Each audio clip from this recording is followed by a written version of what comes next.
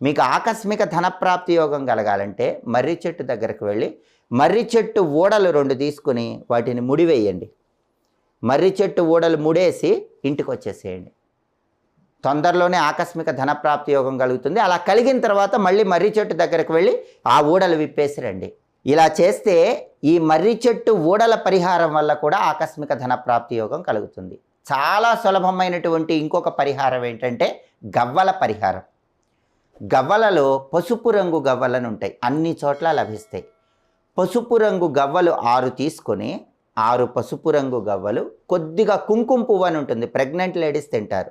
కొద్దిగా కుంకుమ పువ్వు ఈ 6 పసుపు రంగు గవ్వలతో పాటు కలిపి ఒక పసుపు రంగు వస్త్రంలో మూటగట్టి మీ బీరువాలో దాచిపెట్టుకోండి.